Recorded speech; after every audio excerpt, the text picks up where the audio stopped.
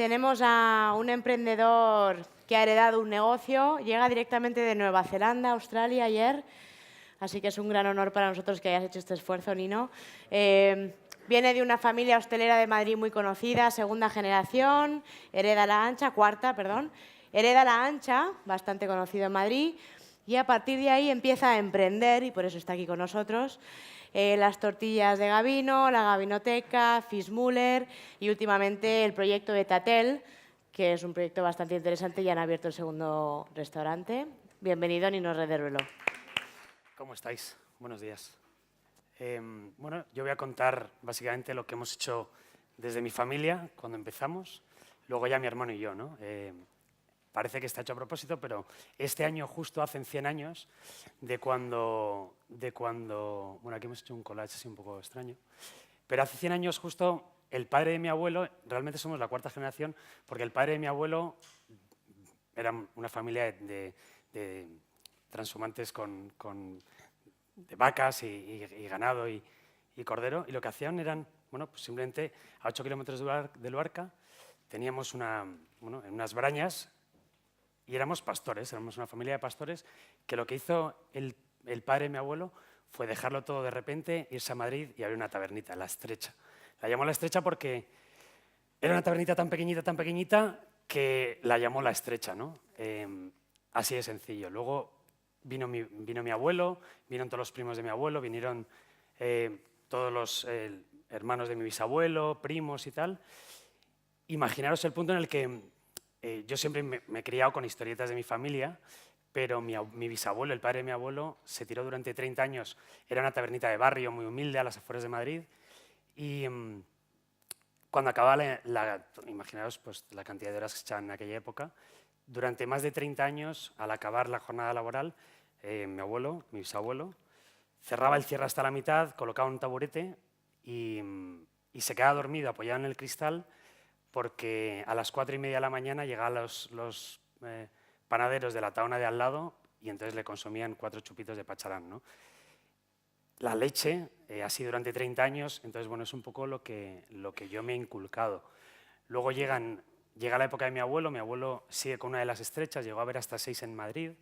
Entonces, ahora que se habla tanto de grupo, imaginaros siempre, bueno, ese grupo que son inercias, pues había 6 estrechas y parecía como que, bueno, realmente tienes un nombre, La Estrecha, y la gente te conocían y de repente recibe una carta del juzgado, va al juzgado y se encuentra a su primo hermano con el registro de La Estrecha y solamente había denunciado a mi abuelo.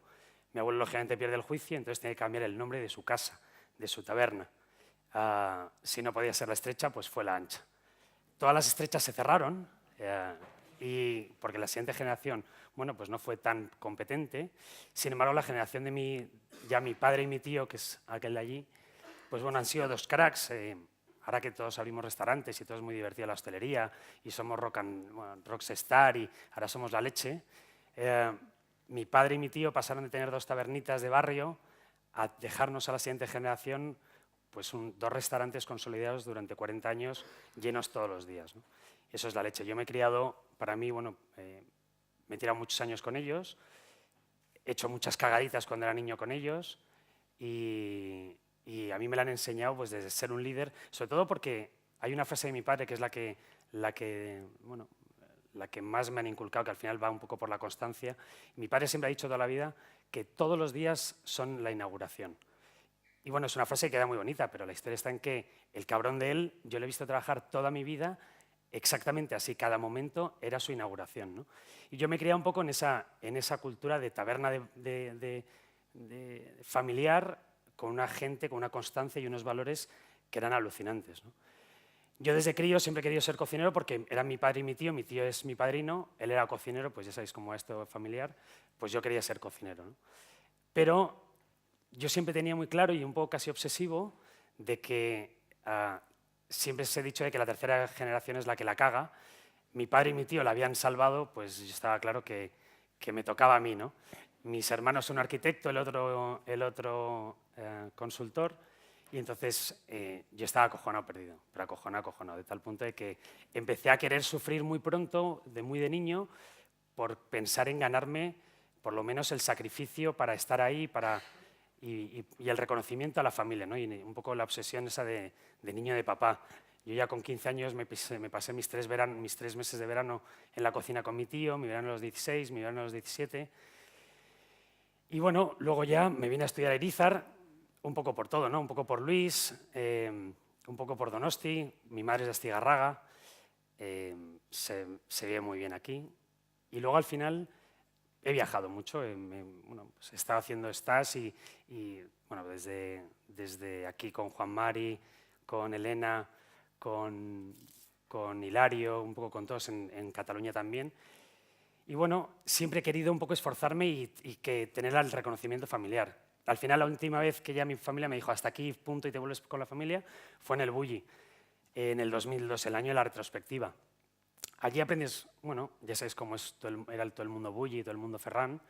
Si hay algo que tengo que destacar es cómo nos inculcaron la obsesión por la perfección casi como un modo de vida. Aparte de la intensidad, aparte de una serie de cosas que una vez que te la llevas tú a tu campo y a tu casa y a tal, pues luego no eres capaz de entender unas croquetas que no estén perfectamente colocadas. Y claro, las señoras que trabajan contigo flipan en colores. Dices, ¿pero qué más? Pues al final es una manera de entender que te da igual si es un suelo que no está bien barrido, o es la chica a la entrada que no saluda con la sonrisa adecuada, o es un plato que no está del todo limpio. Al final es la perfección o intentar buscarla en cada cosa, ¿no? Otra de las cosas que también aprendimos fue esto no sé cómo va. Bueno, estas son fotos de la ancha de la familia. Otra de las cosas que aprendimos también fue de las que yo intenté enterarme, cuando fuimos al taller y cuando fuimos a las oficinas de allí, más incluso ver la cocina del Bulli en el 2002, era la inteligencia de Ferran a la hora de buscar talento. Aquello parecía una escuela de genio. Estaba Chatrux, estaba Mateu, estaba Oriol Castro, estaba todo el mundo.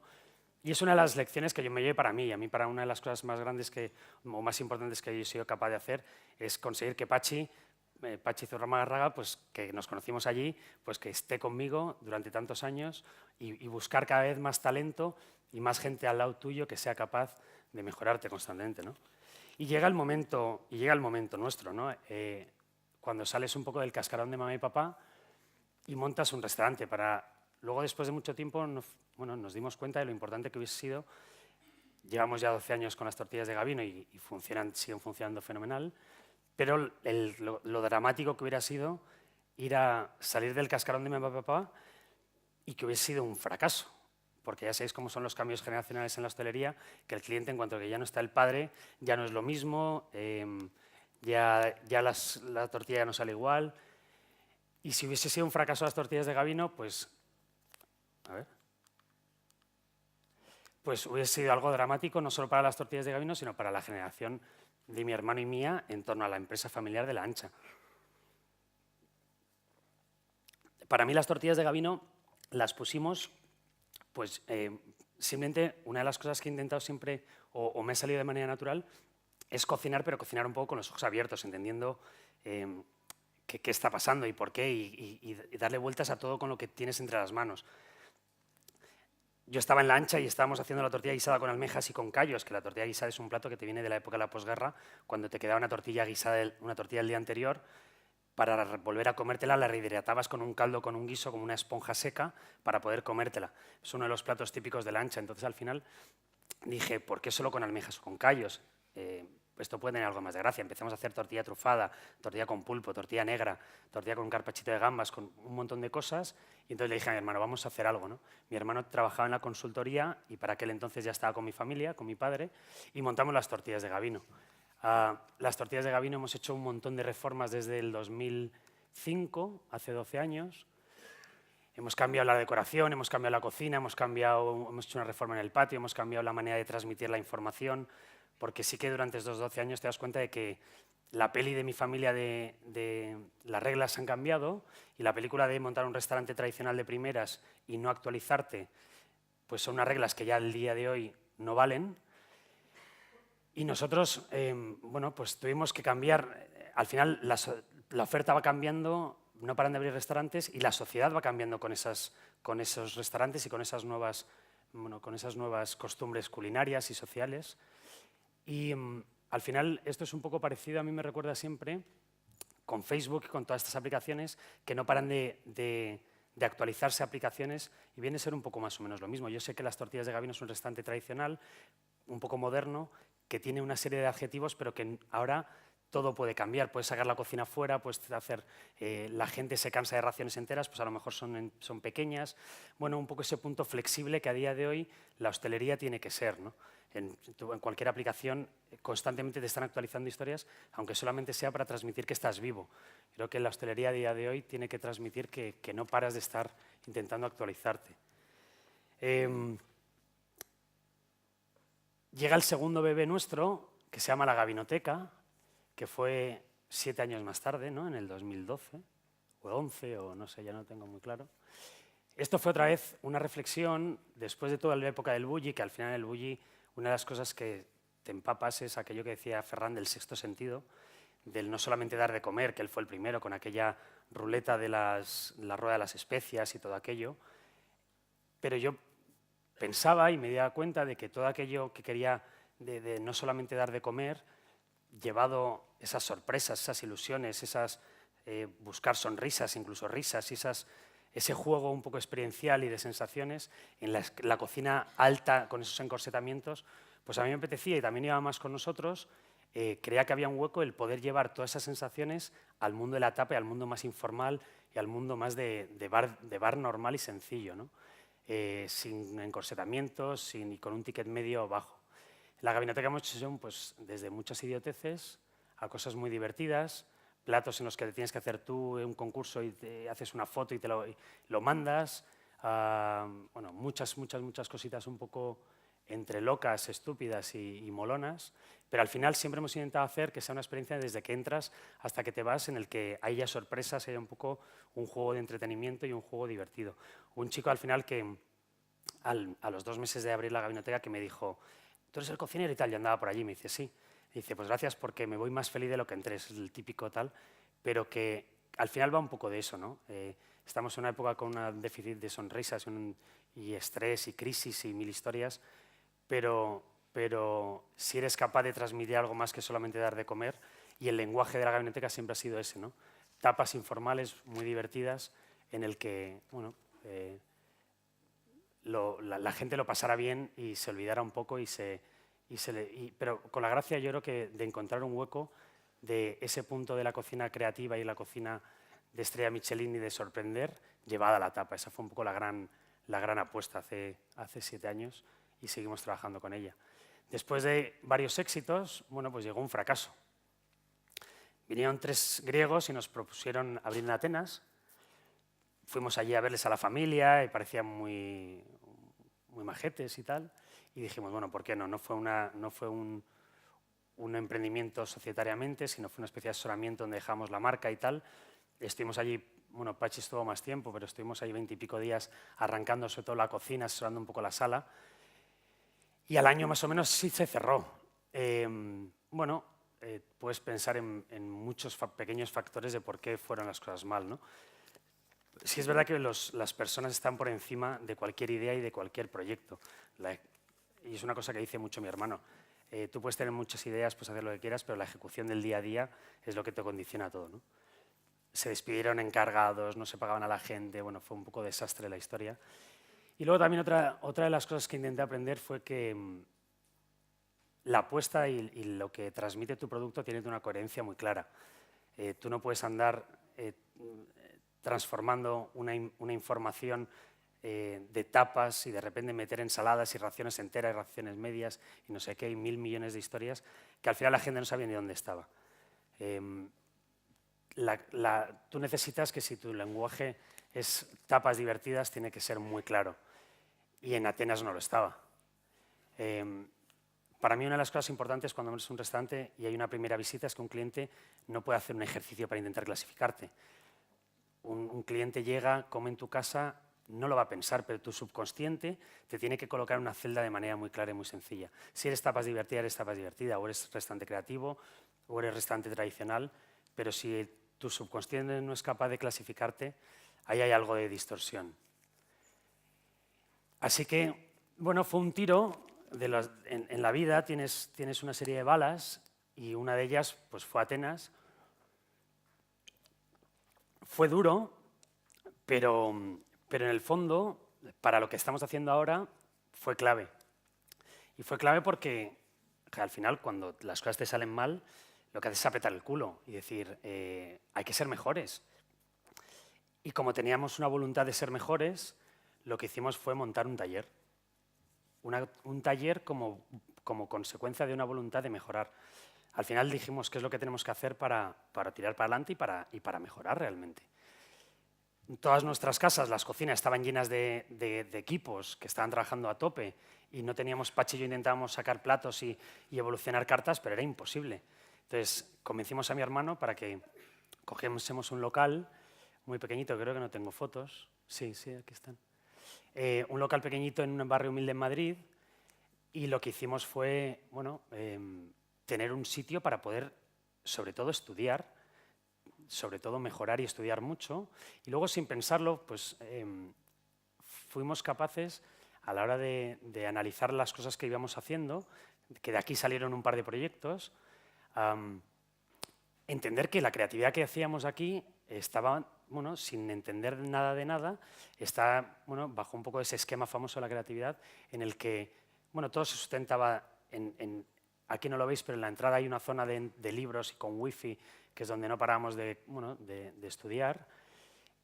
Y bajo ese conocimiento observábamos una técnica, un producto, algo que queríamos desarrollar, y lo dejábamos ahí, un reposo irracional, durante varios días, esa famosa idea que te surge y tal, que a mí muchas veces os habrá pasado de levantarte soñando y escribir recetas y tal. Bueno, las ideas realmente son de manera irracionales. Y así lo entendíamos, pero no sabíamos de qué van nada, simplemente trabajábamos y intentábamos sacar cosas. Después, una vez que teníamos la idea, había que dar la veracidad, que ahí es cuando un poco, cuando ejecutas esa creatividad, es cuando innovas, ¿no? Y seguimos con el taller. Del taller desarrollamos Tatel. En Tatel fue una historia bonita, también porque la voluntad de Tatel es un proyecto chulo. Al final nos vienen a buscar los socios para que les echemos una mano. Tenían una voluntad de un restaurante que fuese esa marca española, que hubiese muchas capitales donde pudieses comer cocina tradicional, o más o menos española, una experiencia española, pero en un ambiente actual de ahora, ¿no? Ese Nobu que hay ahora, pues imaginaros con una marca española, ¿no? Tú vas a comer a Londres, a Nueva York, ellos iban a comer a los sitios y no se dan cuenta de que no había un sitio de referencia. Nos moló la idea y al final lo que necesitaban realmente era alguien que les diera una gran coherencia y ser un poco valientes, ¿no? Lo que hicimos para Tatel, que es un local así como muy fashion y muy chulo y tal, entender a qué iba a ir la gente a Tatel. A Tatel la gente iba a ir al local, ¿no? Y tampoco queríamos que hubiese una competencia de una gastronomía muy increíble para ese local, sino que el motivo de la visita estaba claro. También tenía que ser un sitio en el que se pudiera dar 450 cenas una noche como se dan. Y tenía que ser un sitio que fuese marca España, pero que tuviera una experiencia Tatel, que las cosas que ocurran gastronómicamente en Tatel solamente existirán en Tatel. Tú puedes ser tradicional, pero tienen que ocurrir cosas en tu casa que la gente te haga visitarte. Más luego otro componente que tenía que ser exportable fuera de España. Entonces al final lo que apostamos fue por una austeridad muy valiente. Es decir, apostar por un producto, por una sencillez, por unas croquetas de leche fresca. ¿Están más ricas las croquetas de jamón o de tal? Pues a lo mejor, pero unas croquetas de leche fresca te transmiten la calidad del producto y la valentía. Aquí parecía impensable que hubiese un plato, simplemente los segundos platos, sin guarniciones, demasiado austero, ¿no? Pero sin embargo aparecen unas guarniciones en el centro que tú no pides y van cambiando, que te generan esa ilusión por el segundo plato, una especie de sorpresa que te genera más vibración en los segundos platos, que es cuando baja un poco la historia. Hay un aperitivo muy curioso que nos apetecía hacer con un poquito de pan, un paté y tal, para construir esa experiencia de hotel. Lleva ya año y medio, casi 2, unos números geniales. Va un poco al público del extranjero, va un poco al público que viene de fuera de Madrid, pero es una apuesta como otra cualquiera muy respetable. Ahora nos vamos, Pachi y yo, para Miami a finales, a abrir en Miami, con la idea de que en Miami a todo esto que os contaba hay que meterle la casuística de para Miami. Solo son cenas, entonces la propuesta que hemos hecho a ellos son 30 grados todo el año. Allí está muy de moda el sharing y al final tú vas a cenar y lo que te ilusiona son más los primeros platos. Entonces, desde la carta de Madrid lo que hemos hecho es menos guisote, menos cuchareo, más frescor, más cantidad de entrantes y un puntito más ilusionantes a la hora de qué pedir y que ilusionarte con los entrantes sobre todo y un poco menos de importancia a los platos principales.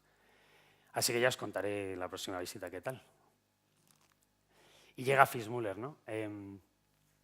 Fitzmüller es una apuesta, al final siempre Pachi dice que cocinas para lo que vas siendo. Llevamos ya unos años y al final cada vez que nos surge un proyecto, pues bueno, Fitzmüller ya ha nacido cuando Pachi y yo teníamos ya 2 hijos, cada uno. Entonces sí es verdad que es un proyecto mucho más maduro que la Gabinoteca y surge de estar otra vez con los ojos abiertos, de buscar. Nos fuimos por Europa porque estábamos buscando frescor y luego cuando Arco y la Comunidad de Madrid nos llevaron para unos bolos para hacer con unas cosas divertidas, un poco gabinotequeras, en París, en Berlín, en Helsinki, en Estocolmo, íbamos a comer a restaurantes y empezamos a ver una onda que al final viene a ser un poco Christian y la nueva cocina nórdica. Nos flipó y nos enamoró y nos quedamos un poco rotos de ver una cosa tan fresca y tan ilusionante, ¿no? Y tan la vuelta a la normalidad. Para mí Fitzmüller viene a ser un poco la vuelta a la sencillez y la vuelta a un sabor natural, en lo que nos basamos nosotros en el dinamismo absoluto, en qué entra hoy, mañana qué sale, te llaman y te entran unas remolachas o un cordero o lo que sea, haces una producción pequeñita, se venden ese día, fuera, ¿no? Intentamos entender la naturaleza, intentamos por qué esa zanahoria hace cuánto estaba en la tierra y por qué ahora en este momento y qué consecuencias tiene esa lubina, de dónde viene, darle mucho peso a las reuniones de producto, cada 2-3 días. Y al final la idea de esto es algo tan bonito como el respeto. Respeto natural por ese entendimiento de la naturaleza, que no hay mayor respeto a la naturaleza que utilizarla cuando hay que utilizarla, sin invernaderos, sin el otro lado del océano. Para nosotros, Fitzmüller es la vuelta a un sabor natural, pero a la vez una mezcla de sabores ilusionantes. Tienen que ser, simplemente, no creatividad por creatividad, pero sí una mezcla de unos sabores en los que los primeros que nos ilusionamos somos nosotros. Pachi y yo no hemos sido tan felices jamás, porque al día, qué entra, qué no sale, qué te apetece hacer, qué no te apetece hacer, qué productos tenemos. Y sí que nos ilusionamos con hacer una cocina que mezcla una serie de sabores donde dejamos que la naturaleza se exprese en el plato, donde no hay una transformación demasiado grande de las texturas, donde realmente lo que hay es una técnica camuflada en una sencillez en la puesta en escena. Trabajamos con Rational, trabajamos con al vacío, puntos de cocción, baja temperatura y tal, pero luego tú ves la comida en el plato y es súper sencilla, no hay tampoco un look demasiado chulo, ¿no?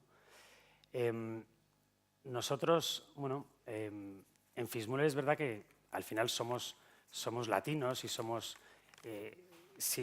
un poco. Nosotros cuando íbamos a todos los países nórdicos, que lo hicimos Pachi y una excursión por allí, pues son más seriotes. Entonces nosotros al final en Fitzmüller también queríamos un punto social, mesas corridas grandes, compartidas, hacemos música por la noche en vivo en la que bueno, pues hay ese punto social divertido que creo que a día de hoy la hostelería ha cambiado mucho. La gente ya no sale solamente a cenar y sale a divertirse. Y el componente de la diversión a día de hoy es una cosa que tiene que ocurrir.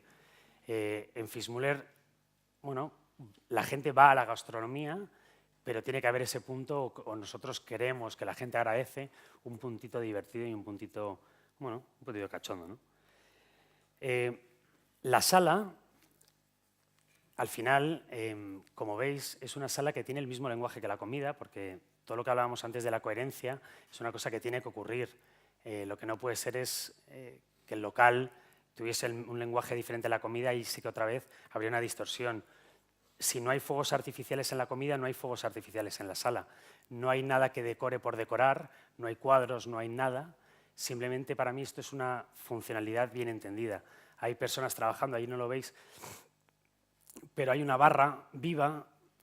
La barra entre la barra que tenemos todos en los bares, esta parte entre el cliente y nosotros nos la hemos cargado, y solamente la parte de atrás, que es impensable, que es demasiado cochino y demasiado guarro, pues nosotros lo intentamos cuidar un poco, pero tampoco te creas que demasiado, y es ese punto cercano, pero que además da un look que a la gente le encanta y que queríamos transmitirlo y que la gente lo ha entendido, que es una funcionalidad absoluta, muy austera y muy valiente, de personas trabajando sin más. En este lado del comedor está el pastelero, que están con los hornos al lado de los clientes haciendo los soufflés, cortando el pan. Hay otra zona que se preparan los aperitivos, hay otra zona que es otro gueridón para la gente. Entonces, en cada pared hemos buscado qué es lo que necesitamos y le hemos intentado dar, bueno, pues una funcionalidad que molara, pero sin tampoco demasiada mucha historia, ¿no? Ese mismo lenguaje, pues eso, ese punto de la naturaleza, maderas, hierros y materiales bastante naturales. Y la sala un poco pareció lo mismo. Nosotros, de las cosas que más nos flipó en París, en estos nuevos neobistros, es la cercanía y ese conocimiento gastronómico camuflado también en una taberna donde te hace sentir sin protocolos, como en casa. Intentamos hacer una gran formación a la gente en sala, pero luego a la vez les decimos que, joder, que tienen que disfrutar, que si sabes de todos los vinos, sabes de toda la comida, conoces y tienes conocimiento, luego puedes ser como tú quieras, disfruta de tu trabajo, que servir es precioso y es súper bonito y muy placentero y que llegas a la gente. Entonces queremos personas que tengan, bueno, la capacidad humana y la inteligencia natural para ser capaces de ser ellos mismos. Gente joven en la que, bueno, pues eso, con mucha formación, pero luego frescor, cercanía, cariño. Y más o menos esto es Fitzmüller, ¿no? A día de hoy, bueno, Fitzmüller lo montamos hace 8 años. Hemos asesorado un sitio en Zaragoza que se llama Garbo, que es una colaboración con Félix, que bueno, pues al final estamos buscando también a día de hoy compañeros de viaje que te apetezca estar con ellos y que te aporten. Y en lo que estamos a día de hoy es tenemos 5 casas, Las Anchas, Las Tortillas de Gabino, La Gabinoteca, Fitzmüller, Tatel. Es intentar poder crecer o poder tener un poco control. Llevamos 1 año y medio trabajando con una persona con nosotros en la que, bueno, pues trabajamos desde análisis de resultados como gran arma cada mes para entender un poco qué es lo que está pasando en cada casa, controles de stock muy rigurosos, estamos trabajando como grupo todo el tema de compras, escandallos, tal, costes.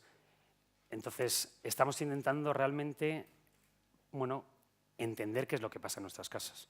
Que no nos roben demasiado, porque siempre al final alguien que no te roben demasiado, y saber qué es lo que pasa y de manera muy rápida, cada mes, saber qué es lo que pasa en cada casa, en esos análisis de resultados, intentar dedicarle mucho esfuerzo en ir corrigiendo cada casa, porque al final todo se va modificando, ocurren siempre cosas, y ahora estamos en ese punto de ser capaces de entender lo que ocurre en nuestras casas. ¿Estrategia de crecimiento? Pues la verdad es que no tenemos ninguna estrategia de crecimiento, absoluta de nada. Lo que hacemos es, yo creo que seguir entendiendo que no hay más que cocinar con los ojos abiertos, ¿no? Seguir entendiendo que Fitzmüller tiene un gran recorrido, veremos si para arriba, para abajo, viendo cosas, pero sencillamente estar con los ojos abiertos. Así que este es nuestro mundo, ¿vale?